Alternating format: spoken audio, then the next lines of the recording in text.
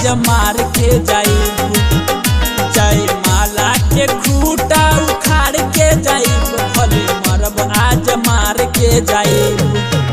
सुतल शेर के जगा देलू हो, बात हद से बढ़ा देलू हो। अपन प्यार के बन्ना फाड़ के जाइब, भले मरब आज मार के जाइब। जयमाला के खूटा उखाड़ के जाइब, भले मरब आज मार के जाइब। मरब आज मार के जाइब, मरब आज मार के जाइब।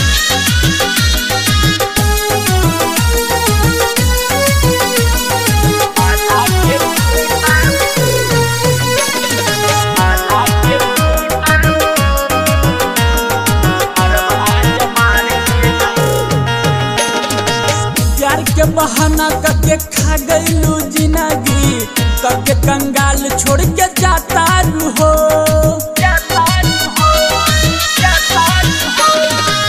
मिल गई तोहरा के जीवन साथी, यही से दिल तोड़ के जाता हो। दर्द दिल के बढ़ा देलू हो, हमके पगला बना देलू हो।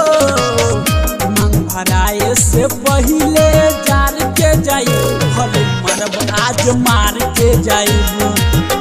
तहरा बाबूजी के पगड़ी उतार के जाइब, भले मरब आज मार के जाइब। मरब आज मार के जाइब। Studio total records Delhi. मरब आज मार के जाइब। म्यूजिक बाय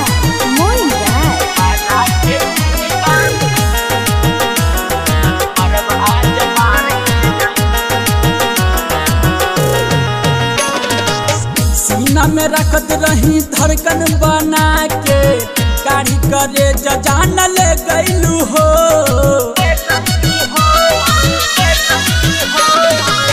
कैलू बदनाम नाम माटी में मिलैलू, सारा इमेज जान ले गईलू हो। हंस हंस के मुआ देलू हो, जहर इतना पिया देलू हो। सच के दिया नजरिया में बार के जाइब, भले मरब आज मार के जाइब। बारू बिगड़ल तू इतना सुधार के जाइब, भले मरब आज मार के जाइब।